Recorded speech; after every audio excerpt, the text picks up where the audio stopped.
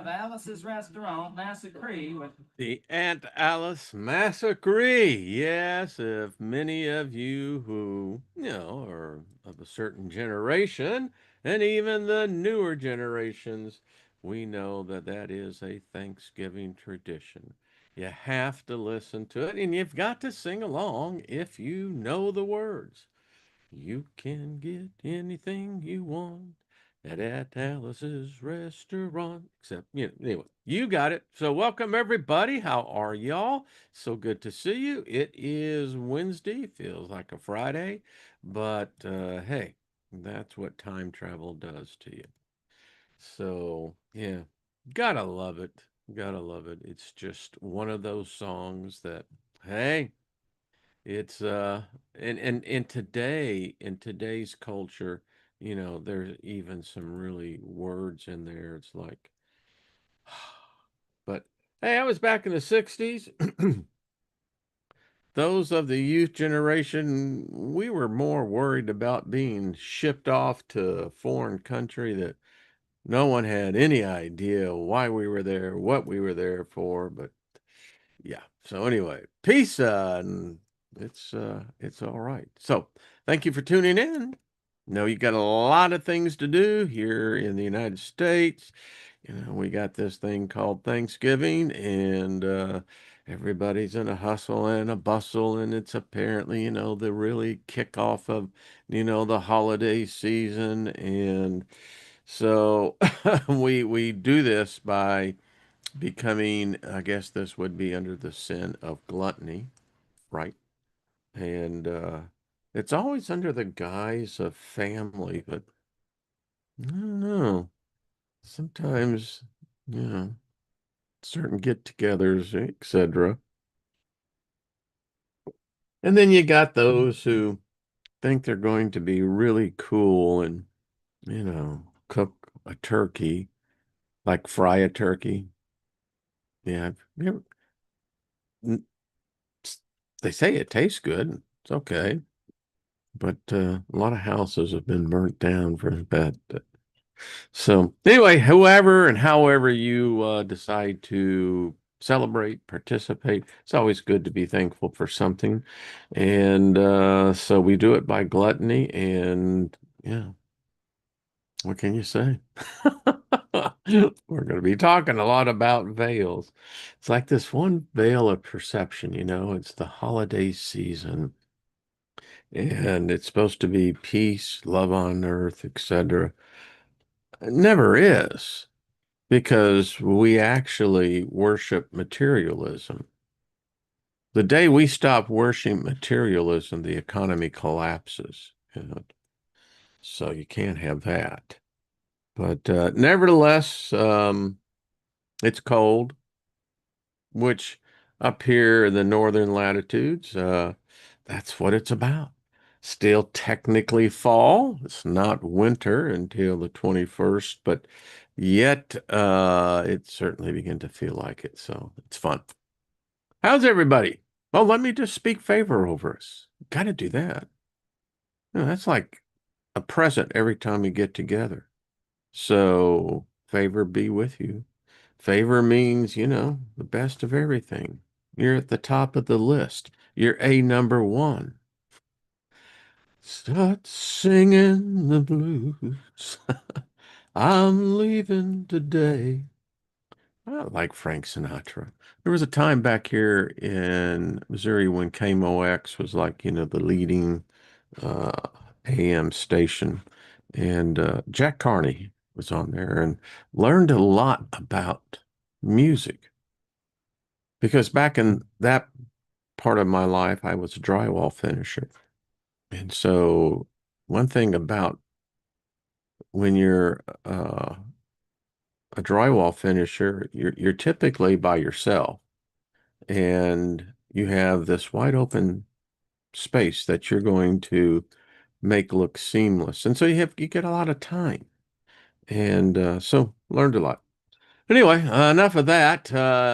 We say with that favor, nothing missing, nothing broken, and by all means, be kind to your mind. Goodness sakes.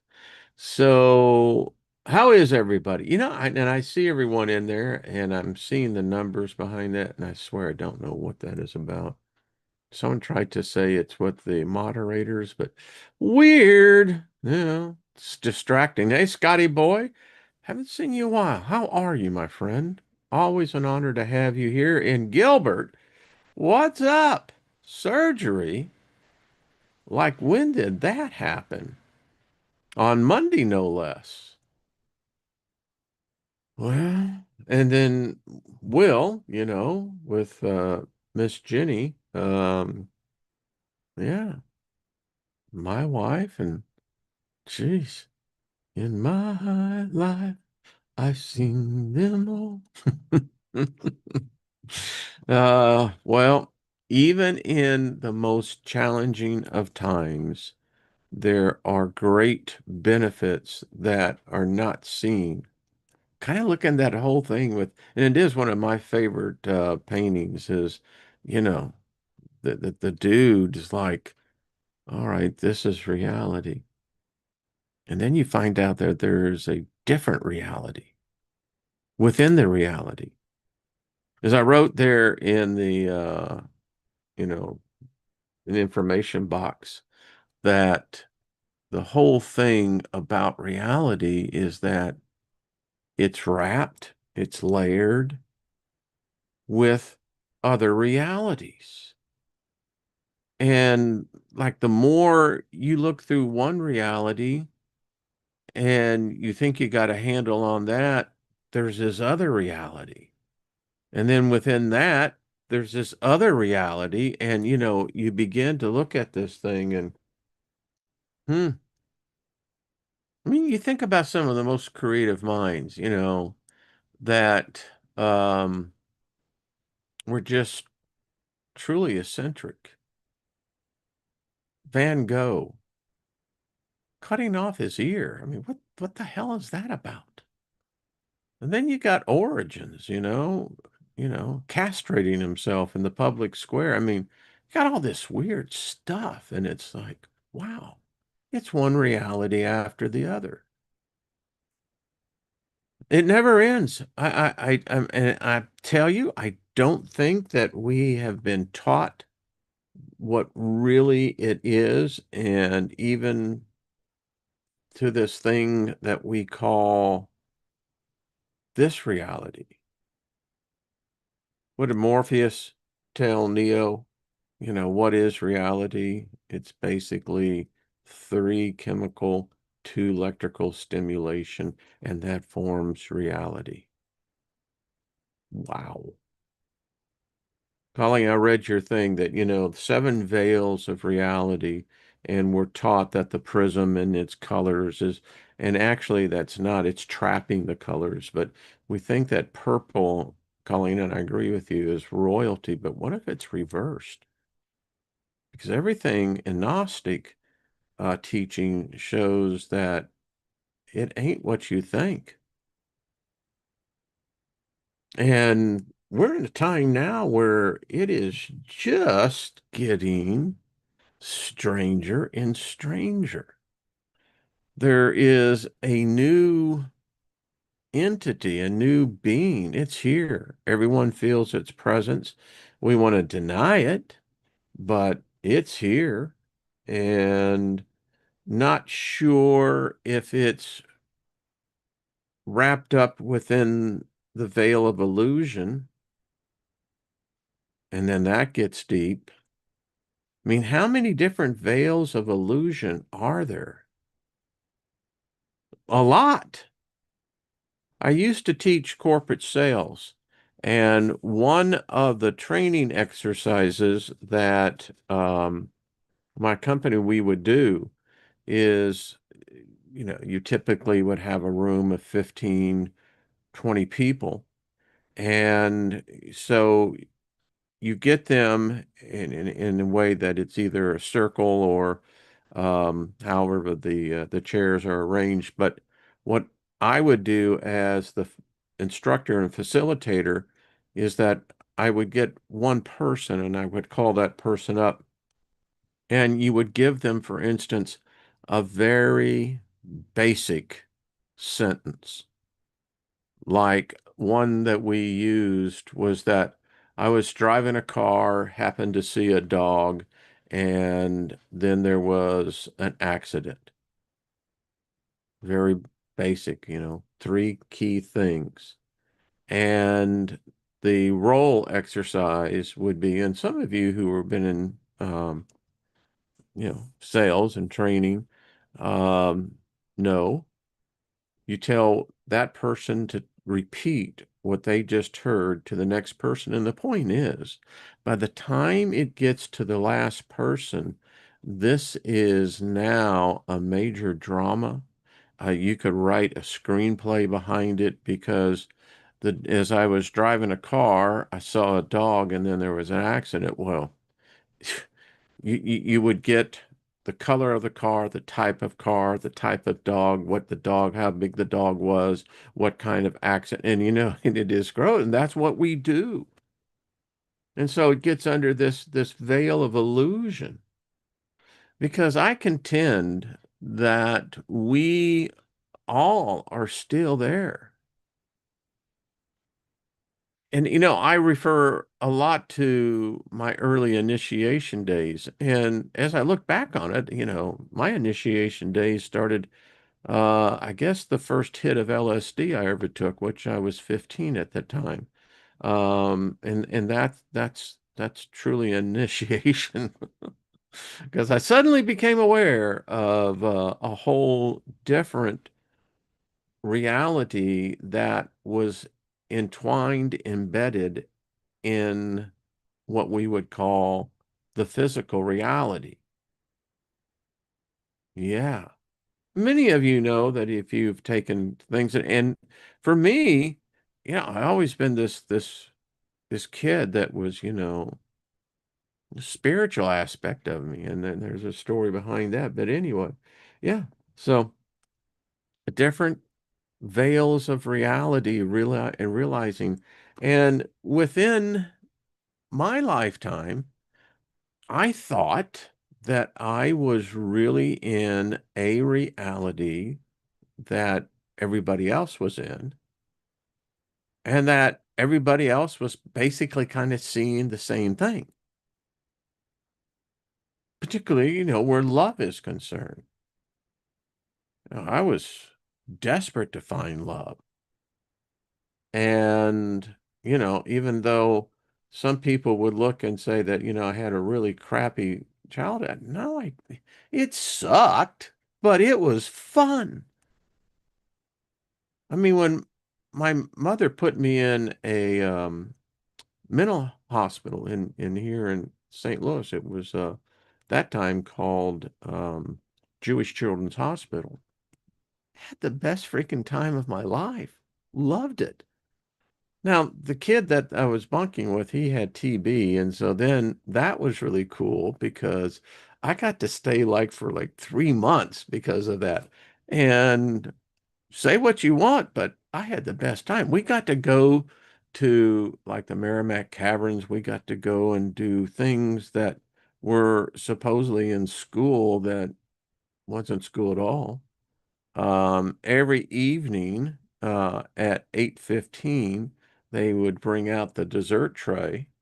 You know, hey, it all depends how you look at it. So again, different veils of illusion. Each one of those is that different veil. And so for me, it was always trying to, find this Elysium, this place that, they say existed. They say it was dominated by what I was taught, as God. I got to see many different versions of God, and whether the Baptists lived in a real small town. We were poor. We so broke, you couldn't afford a shadow. But the great thing about it was always the first week of June was Vacation Bible School, which for us was cool because, they typically had Kool-Aid with ice That was a big deal. We didn't have air conditioning.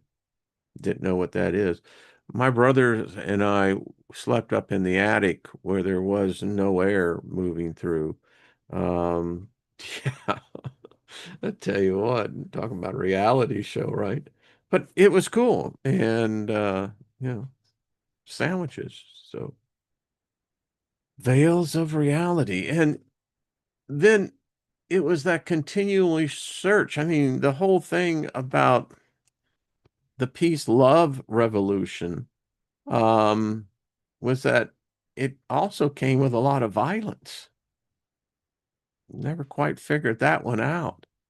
But yet, as many of you who are, my generation, um, and many of you come from different perspectives, but the one thing we all had was rock and roll. One thing I love about the fact of my mother was that she was hip enough that I remember going with her and my stepfather to the drive-in to see the Beatles, The Hard Day's Night. Well, to me, that was cool. And look what it got. Got that rock and roll thing. And so it was that unifying thing, peace, love, rock and roll. And many of us, it wasn't, I don't think that we were so different than any other generation. It was just that we were that generation that, man, we had the electrified harmonics, the energy that, when you put electricity to a guitar string, suddenly, boom, you open up this whole new portal and rock and roll. And say what you will, but I had a lot of fun at those rock concerts. Never had any problem. Never did. Um, yeah, a lot of extracurricular things going on, but never had a problem. And it was all in that thing of, looking for love, that you could meet a stranger and, have love for them, make love to them, leave in love in them, and never have, any of the other type of associated strings that sometimes that brings. That's what it was about, exploring. But yet somehow or another, we fell into the same old trap, and here we are. And for me, as I look back, we're about to end November, going into the last month of this year. It's going to go by like that. And before you know it, we're going to be talking that it's 2026. And so we start the cycle all over again.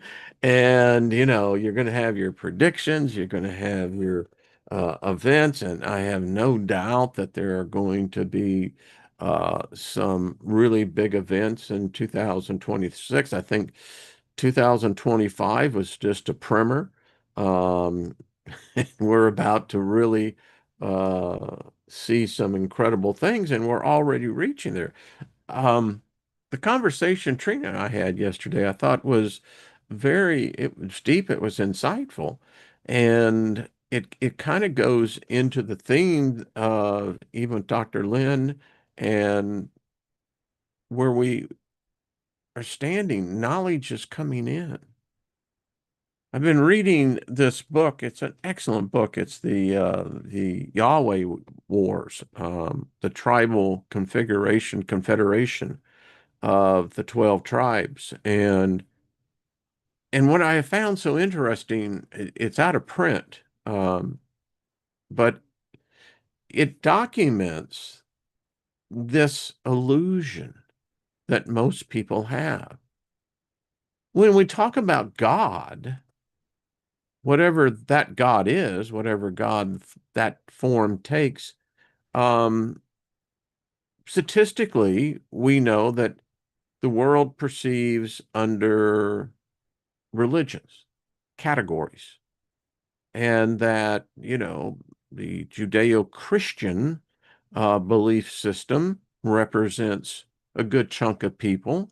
And then you have the Islamic world, and then you have the Jewish world, and then we know that they form the Holy Triad, and that represents a good chunk of people. And then you have the Hindu, Buddhist, but the Judeo-Christian aspect of it. And it gets back to the point, it paints out a picture of a God. Um, I mean, is God 5'9"? Does God weigh 170 pounds? Is he like really buffed out? I mean, does he have hair? What color hair? How does he keep it just a certain length? Does he have a beard? And is he like sitting in a chair, or is he sitting in a throne? And there's an IMAX screen that's before him, and everything he says or everything he thinks, suddenly it's there. I mean, that's the image that the vast majority of people think, never realizing that that veil, again, if you were to lift the veil, if let's say there was 1,000 people gathered for a gathering, let's say, you're going to have 1,000 different versions, so 1,000 different veils wrapped within a veil within itself. And how that plays out in the other side is really odd. Again, I don't think we've been told. So I had in my notes here, truth, the reality of truth. Is truth, because that's what we do here. I like to think that this is a group of philosophers, a group of theists, a group of many different minds, but all open enough to share and receive is what we're talking about. And so this whole thing about truth, you go into a situation where you have to swear an oath, right? So you're swearing an oath that you're going to tell the truth. Well, if you get into this, you know, breaking down the eschatology of the ontology of the word, truth, what does truth is? Um, I had a person who was in the legal world, uh, probably, I think Black's law describes truth as being the highest form of reality. Now, for a philosopher, and you go, oh, well, we can have real fun with this. All right. So the highest form of reality, what is that?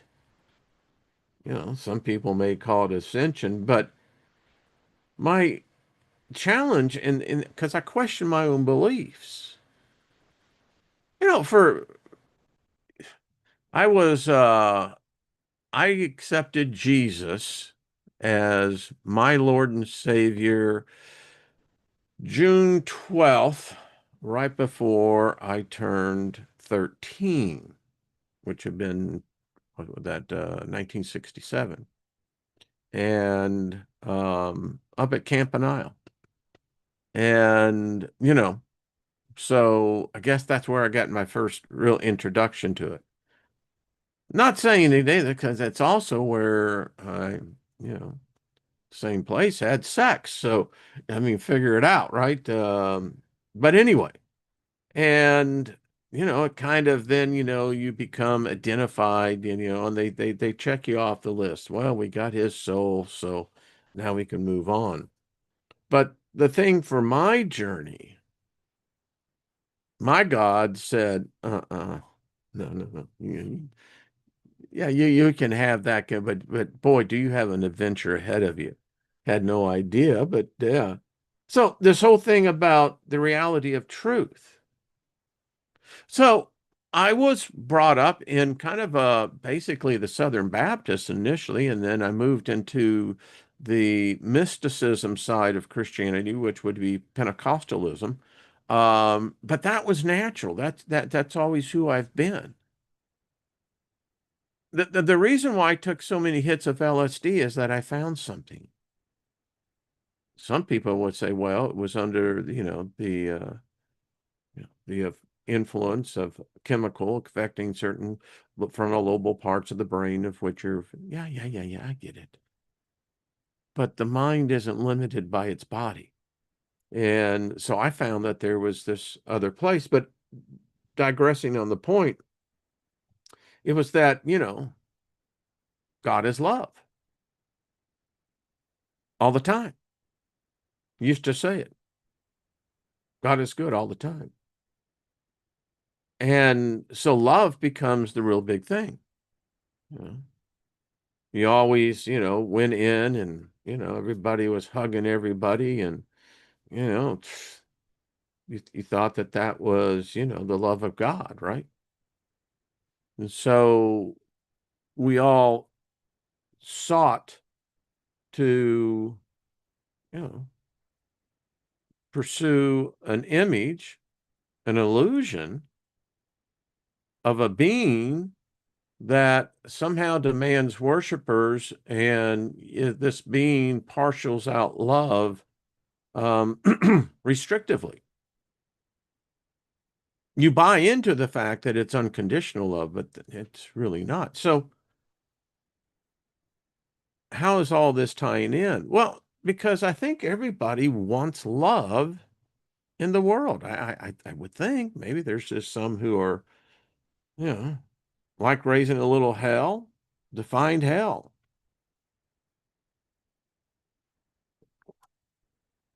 500 years ago, it'd been defined as having a good time. And I'd already had my head chopped off. Said, oh, no more of that crap. But anyway, love.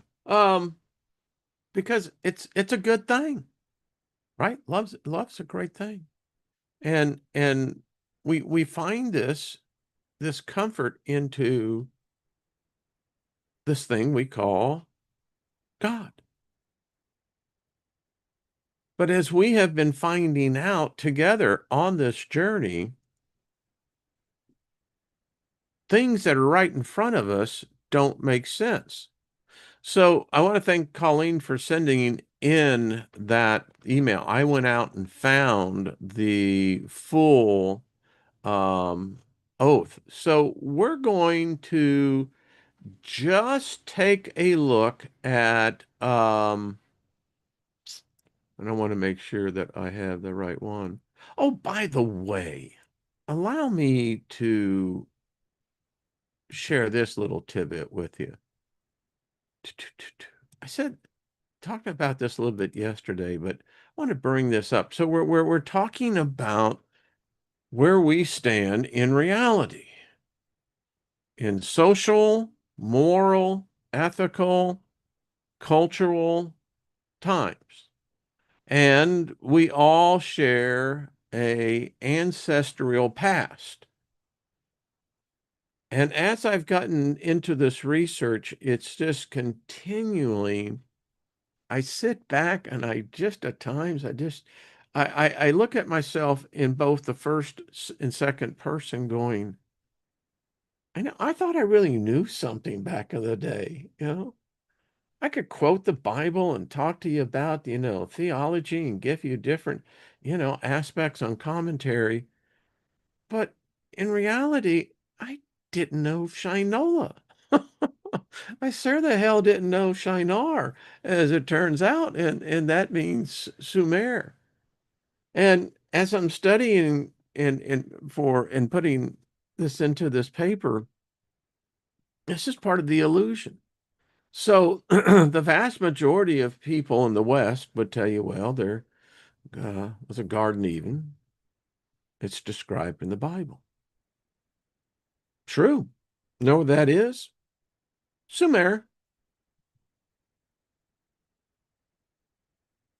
right there. There's the Tigris, Euphrates, this area. And as it turns out, the Garden of Eden was never a garden. It's a region. It's a place. But just stop and think about this. So this is where, according to the book of Genesis, this is where you and I started out. I don't know if that's Homo sapiens. I don't know if that's Homo sapiens sapiens, but that's where they said we started out. Coincidentally, just so happens to be in Sumer. Then you got that other big event with the Tower of Babel, right? Sumer. You had Babylon, still what, third wonder of the world? Sumer. Then you had the ziggurat that was found in Ur, virtually almost intact. Sumer. I mean, I'm just, you know, thought I'd just point this out. It just me. Um, what can I say? Just a coincidence. Yeah. And I'm sharing with you thoughts as, so I'm staying up at night writing this and then reading and then analyzing, processing. And because I grew up with the illusion that there was this smooth transition of these people called the children of Israel that later, well, at first it was the Hebrews and the children of Israel, and then eventually they became Israelis, and then, and this just was all laid out in the Bible. Because who better than to tell the Jewish history than a Gentile? But that was perception. And then religions were then divided where the second part comes in. That, Jesus, who is love, that's what they say. I don't ever find anyone following. In fact, most people can't quote you what love is, They'll give you the Greek and, the whole word definition of it. But according to Paul and his uh, theology, he spelled it out. Never seen any human or God follow that, but yeah. So we have this thing where that's where I was defining love.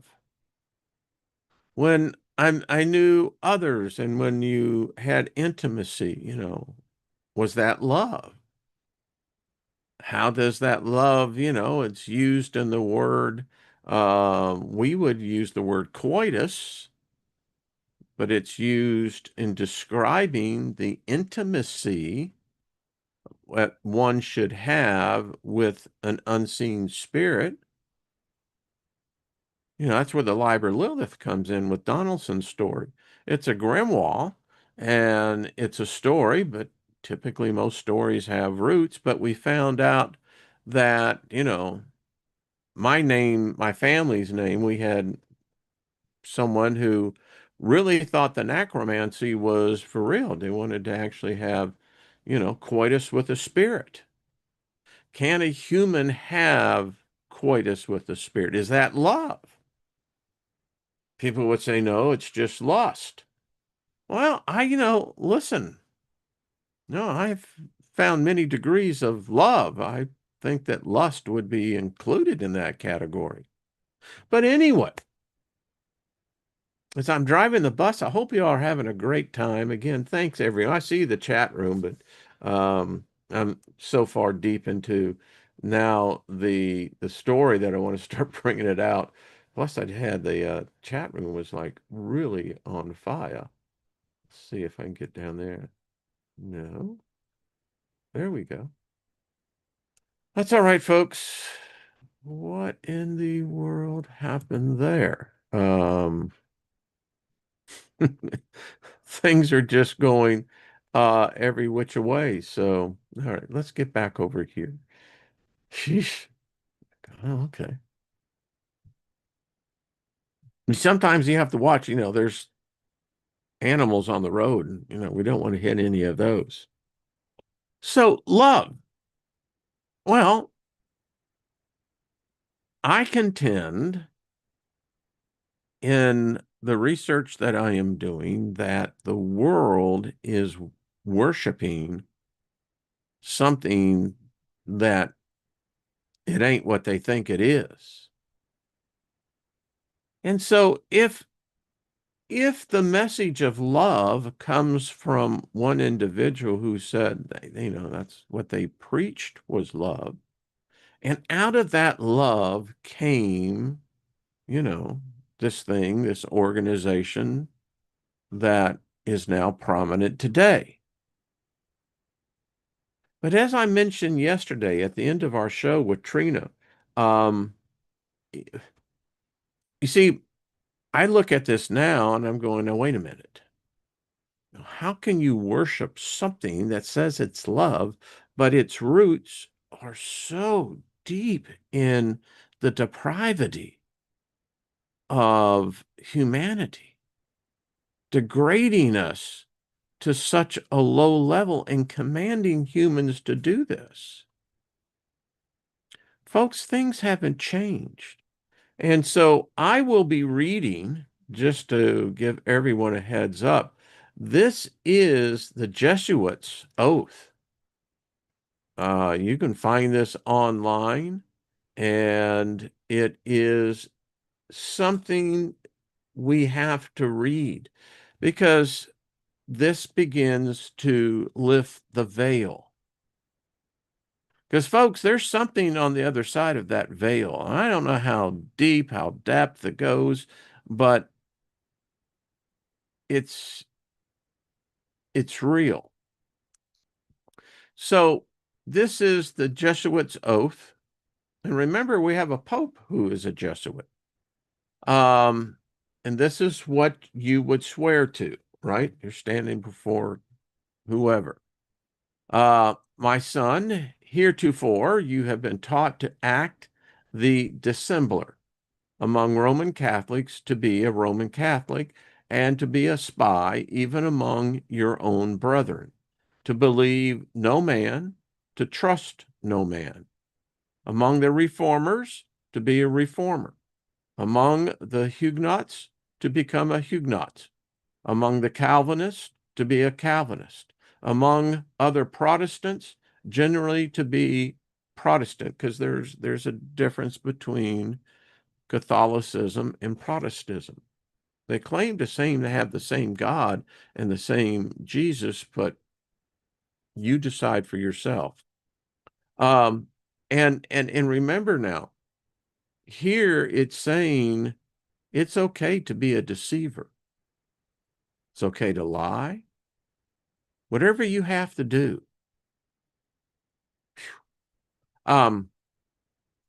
Whatever you have to do, and obtaining their confidence to seek even to preach from their pulpits. And remember, that's a rhetoric I used to always bring out. The pulpit is pulling you into the pit. To be denounced with all the venomous in your nature, our holy religion and the Pope, and even to descend so low as to become a Jew among Jews. I highlighted that because I found that very odd in the book of Romans. That's exactly what Paul says that he did. Anyway, I digress. That you might be enabled to gather together all information for the benefit of your order as a faithful soldier of the Pope. Yes, God apparently has an army. You have been taught to plant seditiously the seeds of jealousy and hatred between communities, provinces, states that were at peace, and to incite them to deeds of blood, involving them in war with each other, and to create revolutions and civil wars in countries that were independent and prosperous. Cultivating the arts and the sciences and enjoying the blessings of peace. Now, the cultivating of arts, humanities. That's also creating the Satanist. You see, the Satanic Church wouldn't exist if there wasn't a Jesus Church. The Jesus Church couldn't exist if there was a Lucifer. They have to feed upon each other.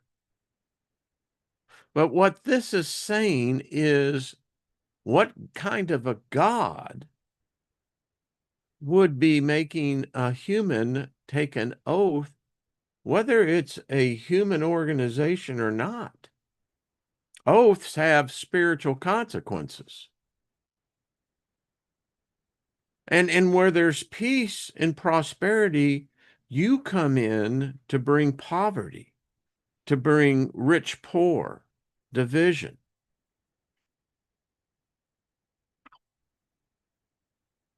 Um, and to act, to take sides with the combatants and to act secretly with your brother Jesuits, who might be engaged on the other side, playing both sides against each other, but openly opposed to that with which you might be connected, only that the church might be the gainer in the end, in the conditions fixed in the treaties for peace, and that the end justifies the means. You have been taught your duty as a spy to gather all statistics, facts, and information in your power from every source. Doesn't that sound like a data center to you? To ingratiate yourself into the confidence of the family circle of Protestants and heretics of every class and character, as well as that of the merchant, the banker, the lawyer, among the schools and universities, and parliaments and legislators, and the judiciaries and the councils of state, and to be all things to all men, for the Pope's sake, whose servants we are unto death. You have received all your instructions heretofore as a novice, as a neophyte, and have served as coadjutor and confessor and priest, but you have not yet been invested with all that is necessary to command in the army of Lolea, yeah, there we go, in the service of the Pope. You must serve the proper time as the instrument and executioner as directed by your superiors, for none can command here who has not consecrated his labors with the blood of the heretic. It's like the interview I did with Dr. Lynn. This is the God of blood. And I would be classified as a heretic. So I kind of look at this in one sense and going, well, damn, that's getting pretty personal, isn't it? And remember, they're still taking this oath. Okay. I mean, I like to keep my blood for myself, you know. It's unique to me. Yeah. Think that they're doing the work of God by killing me. I don't feel comfortable with that, and I'm not feeling the love. Anyway, it goes on to say, for without the shedding of blood, no man can be saved. That's a blood code. I'm just saying.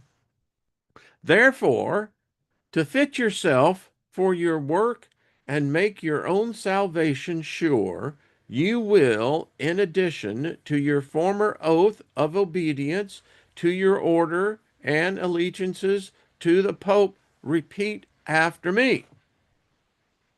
So you would say, blah, blah, blah. Now in the presence of Almighty God.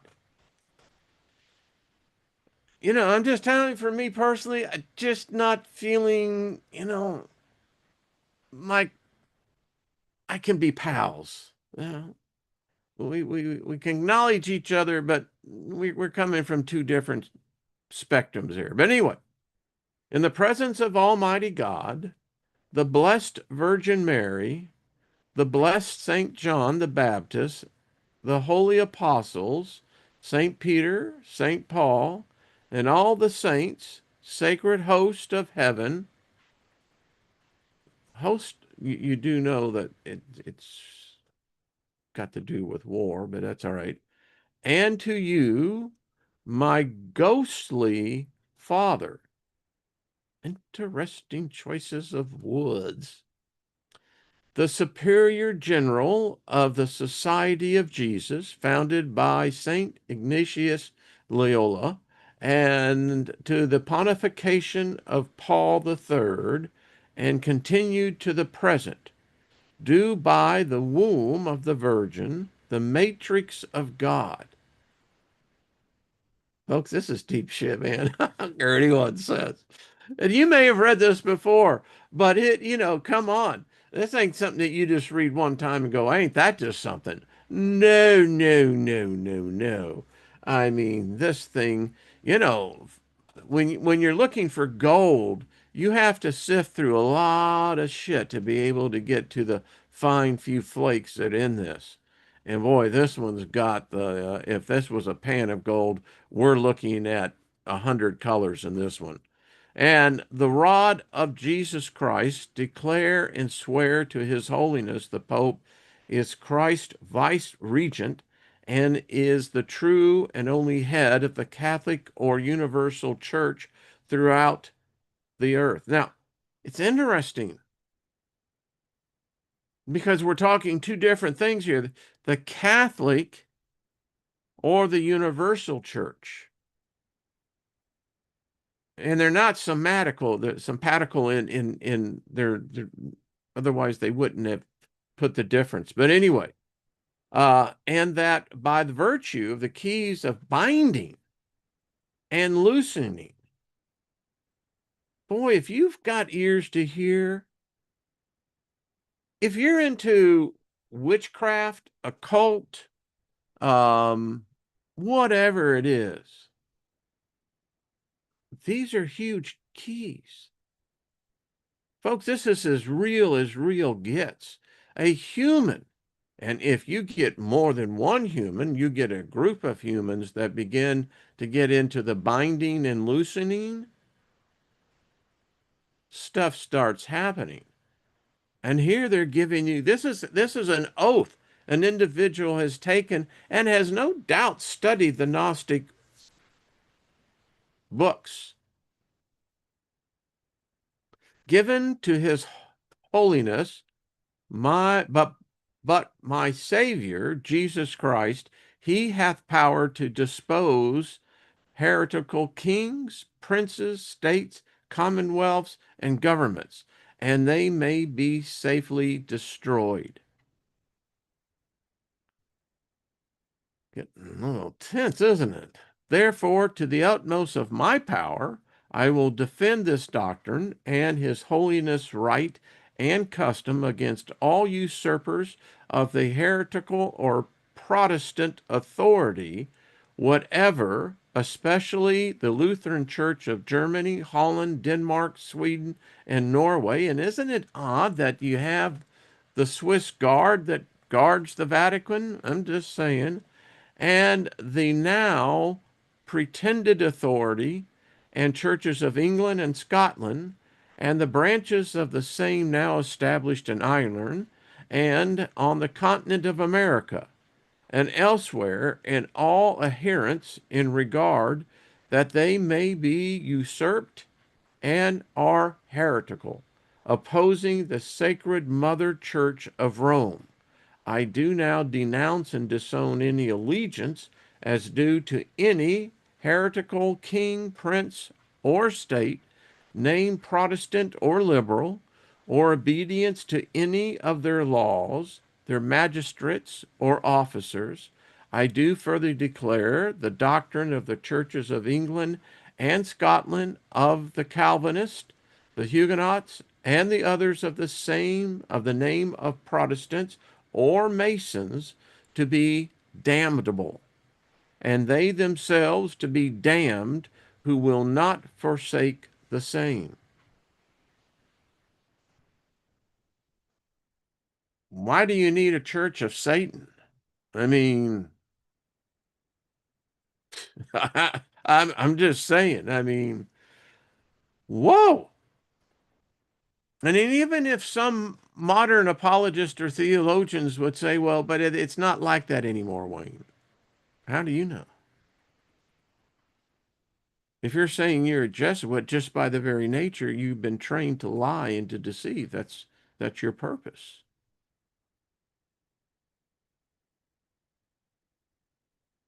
I mean, this is read passages in the Quran that kind of said the same thing.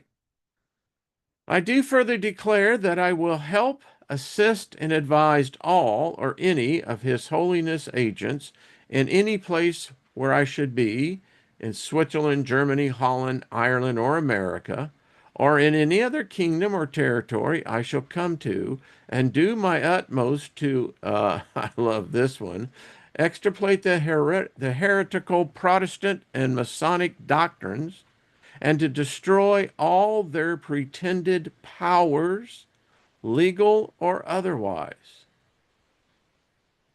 So the idea is to destroy manuscripts, writings. I'm telling you, it's like, well, I'm really not feeling the love in this, but it goes on.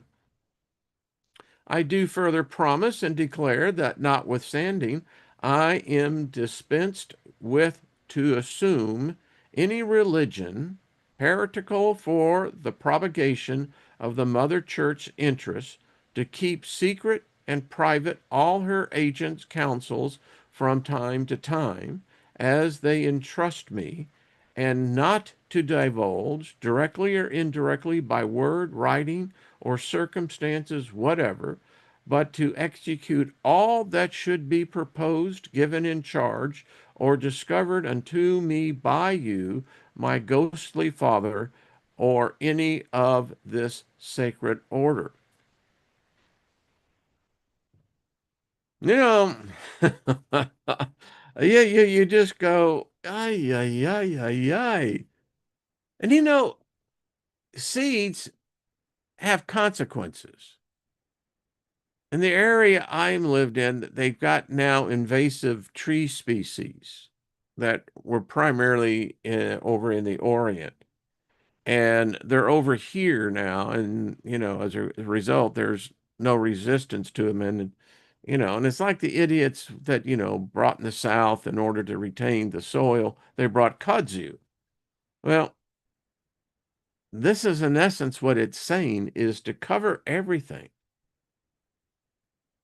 choke it out. I can't even believe that a thing called a church that has all the banners and all the rest of it would even have anything to do with this. You see, someone said, well, Wayne, you're anti-God. No, I'm not. I just don't believe in your God. No, I don't believe in this God. This God is a monster. And it gets worse when you commanded. You see, this is why if I had a choice, I would go with Lucifer in a second. Because no Christian can show to me anywhere in the Bible where Lucifer ever commanded one human to harm the hair of another human. And never have these secret societies, and as much as to put this down, to make someone basically take a blood oath. Whew! And I get this is intense. Right before Thanksgiving, wait. Well, yes. When you're giving thanks, give thought to what you're giving thanks to. I do further promise and declare that I will have no opinion or will of my own, or any mental reservation whatever, even as a corpse or cadaver. What? And don't tell me that what happens here doesn't affect what's going on over there and vice versa. When we read about the library, the apocalypse of Adam and Eve, Adam committed suicide dozen plus times. And this implies that there is something yet within the corpse. I mean, is there going to be an interrogation on the other side? It's what it's giving the idea, right? Goes on to say, but will unhesitatingly obey each and every command that I may receive from my superiors in the militia of the Pope and of Jesus Christ, that I will go to any part of the world, whithersoever I may be sent, to the frozen regions north, jungles of India, to the centers of civilization of Europe, or to the wild haunts of the barbarous savages of America, without murmuring or repining, and will be submissive in all things whatsoever is communicated to me. I do further promise and declare that I will, when opportunity presents, make and wage relentless war, secretly and openly, against all heretics, Protestants, and Masons, as I am directed to do, to extradite them from the face of the earth, the whole earth, and that I will spare neither age, sex, nor condition, and that will hang, burn, waste, boil, flay, strangle, and bury alive these infamous heretics, rip up the stomachs and wombs of their women, and crush their infants' head against the walls in order to annihilate their execrable race. That's taken right out of the book of Joshua. That when the same cannot be done openly, I will secretly use the poisonous cup, the strangulation cord, the steel of the poniard, or the leaden bullet, regardless of the honor, rank, dignity, or authority of the persons, whatever may be their condition in life, either public or private, and as I at any time may be directed to do so by any agent of the Pope or superior of the Brotherhood of the Holy Father of the Society of Jesus, in confirmation of which I hereby dedicate my life, soul, and all corporeal powers, and with the dagger which I now receive, I will subscribe my name written in my blood in testimony thereof.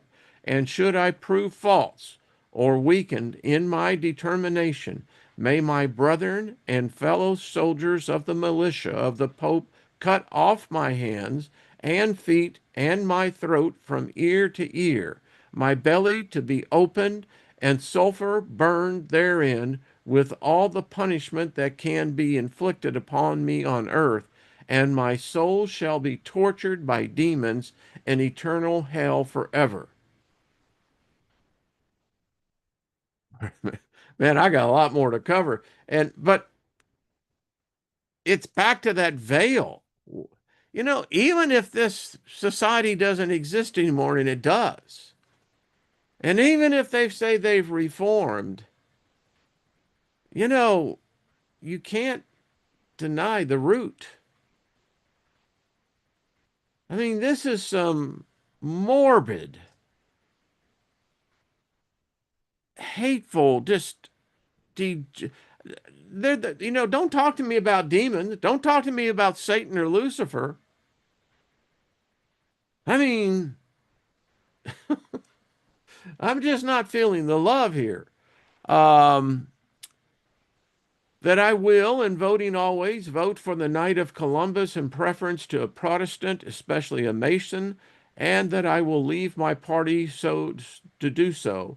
That if two Catholics are on the back ticket, I will satisfy myself, which is the better supporter of the Mother Church, and vote accordingly. That I will not deal with or employ a Protestant if in my power to deal with or employ a Catholic, and that I will place Catholic girls in Protestant families, that a weekly report may be made of the inner movements of the heretics, that I will provide myself with the arms and ammunition, that I may be in readiness when the word is passed. Or I am commanded to defend the church either as an individual or with the militia of the Pope, all of which I do swear by the blessed Trinity and blessed sacrament which I am now to receive, to perform, and on part to keep my oath. In testimony hereof, I take this most holy and blessed sacrament of the Eucharist and witness the same further with my name written with the point of the dagger dipped in my own blood and seal in the face of this holy sacrament. Goes on to say he receives the water from the superior and writes his name with the point of the dagger dipped in his own blood taken from over the heart. Now the superior speaks. You will now rise to your feet, and I will instruct you in the line of the catechism necessary to make yourself known to any member of the Society of Jesus belonging to this rank. In the first place, you, as a brother Jesuit, will with another mutually make the ordinary sign of the cross as any ordinary Roman Catholic would. Then once crosses his wrist, the palms of the hands open, and the other in answer crosses his feet, one above the other. The first points with forefinger to the right hand to the center of the palm of the left. The other with the forefinger to the left hand points to the center of the palm of the right. The first then with his right hand makes a circle around his head, touching it. The other then with the forefinger of his left hand touches the left side of his body just below his heart. The first then with his right hand draws it across the throat of the other, and the latter then with a dagger down the stomach and abandon of the first. The first then says, Lustium, and the other answers, Negar. The first, Reges, the other, Impious. The first will then present a small piece of paper folded in particular manner 4 times, with the other will cut longitudinally, and open the name Jesu will be found written upon the head and the arms of the cross 3 times. You will then give and receive with him the following questions and answers. From whither do you come? Answer, the holy faith. Whom do you serve? Answer, the Holy Father at Rome, the Pope, and the Roman Catholic Church, universal throughout the world. Who commands you? Answer, the successor of St. Ignatius Loyola, the founder of the Society of Jesus of the Soldiers of Jesus Christ. Who received you? Answer, a vulnerable man in white hair. How? Answer, with a naked dagger. I kneeling upon the cross beneath the banners of the Pope and of our sacred order. Did you take an oath? Answer, I did, to destroy heretics and their governments and rulers, and to spare neither age nor sect nor condition, to be as a corpse without any opinion or will of my own, to implicitly obey my superiors in all things without hesitation or murmuring. Will you do that? Answer, I will. How do you travel? Answer, in the bark of Peter the fisherman. Whither do you travel? Answer, to the 4 quarters of the globe. For what purpose? Answer, to obey the orders of my general and superiors and execute the will of the Pope and faithfully fulfill the conditions of my oath. Go ye then into all the world and take possession of all lands in the name of the Pope. He who will not accept him as the victor of Jesus and his vice regent on the earth, let him be accursed and exterminated. Well, how do you feel about that? And and that kind of goes with, the one that where I brought out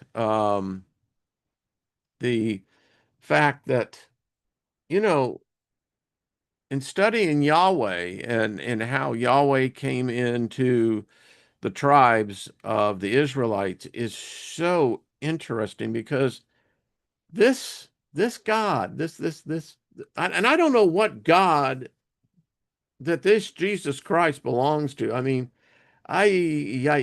for me personally, it just, it's that is unholy to me. But it goes into the whole thing about who is this God of the Homo sapiens? And as I've gone through here, and I can now add even more and more, that everything that we study about this this entity, how do we get love out of this, folks? I'm just asking a very simple question. How do you get love out of all this? And if this Jesus Christ is associated with the barbarism that his church of his name execute, kind of makes sense about the Inquisitions, what they did, the church did to, Mesoamerica, and what it does. It's like, well, wait a minute.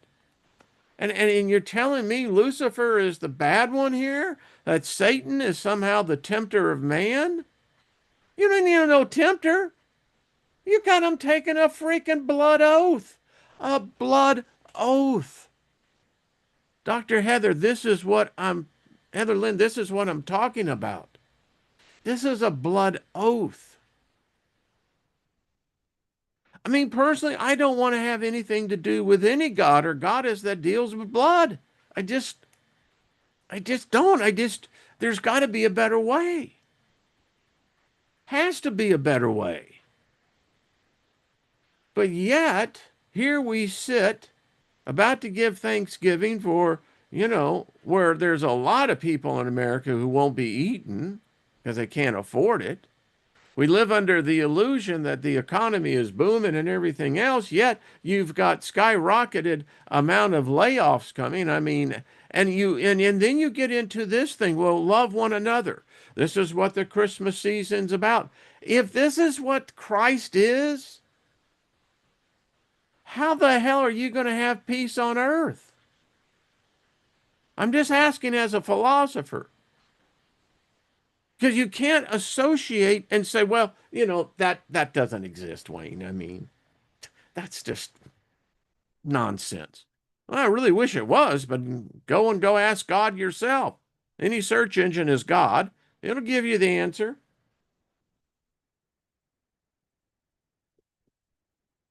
And then how can you say, well, the Satanists are bad, and you can go the same thing with, well, the Islam's bad.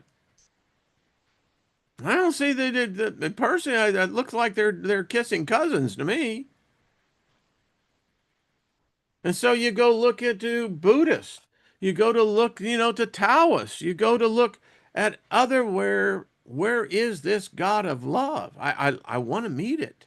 I want to emulate it. I think it's cool. I got a version of it inside of me, but everything that I read points to something that I want to be no part of. Yet even here you get some people that get their panties in a wad and they get pissed off and write things and then going, well, that ain't right. Can't be doing that. This is a place of love. We want to be open about it because we deal in topics that this isn't socially acceptable. You wouldn't be talking about this topic over Thanksgiving dinner. That's for damn sure. Woo! We don't celebrate Christmas here. We don't. I refuse to celebrate anything that is associated with this blood god. I just won't do it. My wife and I love it, but we tell people don't buy us gifts. If you're going to do something, go make a donation. But I just can't. I can't be immersed into a veil of reality where it's peace on earth, love one another, when the knowledge that, and it comes at a cost, when you're going, well, wait a minute. The very church that you're saying that you're sitting in to do all this worshiping, do you have any idea at all what was behind this? Where the root of all this is? You can't do it. And it's discussions like this that I do believe that we'll find the answer.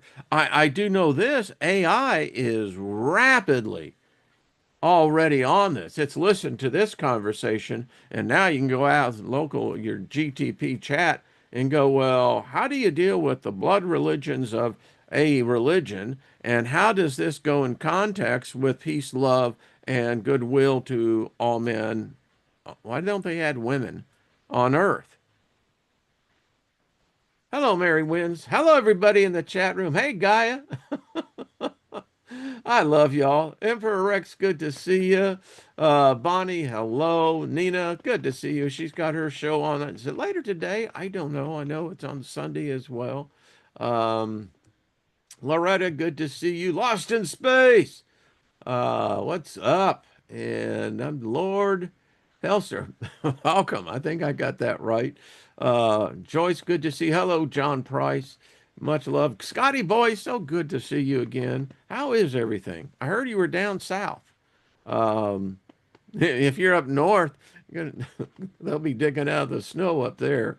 But anyway, yeah, not a popular topic, but listen, when we did our study on Lilith, isn't that what Lilith said? Whoa, whoa, whoa, whoa, whoa, whoa. Don't be worshiping this thing called Jesus Christ. You know, this is what she said in the site, and it's been written down, with the John D. 1584, whatever it was back then. And I was just rereading the Liber Lilith, and it's so interesting about when you read that grimoire, and a grimoire is just a story, but it's an interesting story to say the least, because you're getting all this. And then, when we studied the Babylonian tumult, holy crap. I mean, if you were nothing but a golem, that's us Gentiles. It's like, holy crap. So you've got one religion that says, well, we got to slit the Gentiles' throat. Then you got the Gentiles who got the God who's going to say, well, we got to slit the Gentiles' throat and everybody else if they're not in our camp. Holy crap. And I just thought it was all about circumcision. Isn't that what God said to Abram, Cut that penis and, you and I are going to be fine? Apparently not. Someone says, shout out to love that gal. She is quite the gal. You got nothing to be afraid about where she is concerned. Unless, that's all I got to say, unless. So, but anyway, hello, Brown Beauty. How are you, sweetie? Good to see you. Elderberry, much love to you. I know Grandpa Brian's out there, Trina and Jenny. Someone else I missed, but anyway. Yeah, so I went a little bit over, but you got nothing else to do. It's like, unless you're going to go out and go grocery shopping, then I really feel sorry for you because it's a madhouse. Or if you're traveling, well, let there be favor around you and just, keep you protected on that. But we're going to continue on this. Pick up on Friday, because this all impacts this. It's all together. It's in this package. And then it brings back to me reading Dr. Lynn's book, getting into the fact, all right, so doesn't this sound like kind of like the Anunnaki? I mean, doesn't it sound like kind of their doctrine? I just don't know the blood aspect of it. I understand blood covenants really well. We've actually done some shows on blood covenant. So I really get the blood covenant thing. It's just this thing that now, Dr. Lynn on if you haven't seen that interview, watch it. It's this because she was saying, well, how do you see communion? I said, well, it's a blood cult. It's a blood letting anytime metaphorically, allegorically, paradoxically, or whatever you're doing, and whether it's grape wine or real wine or grape juice, you're still in the act. Wasn't it Jesus said that if you dudes happen to see a chick that had a great bosom, and you're looking, man, I'd give anything to have a peek at that. And didn't he say he was already guilty of adultery? So how is it different than if you're pretending to drink blood and eat flesh? Explain that. I mean, I'm just asking for a friend. That's all I'm doing. You know? Anyway, folks, good deep conversation.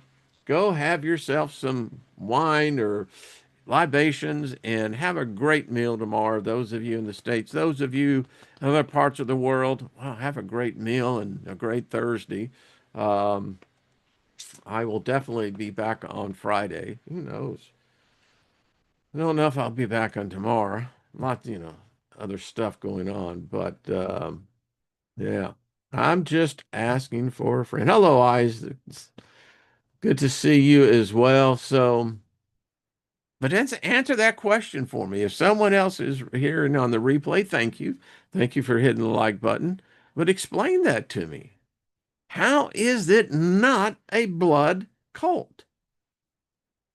That's what freaks me out about this whole study I'm doing.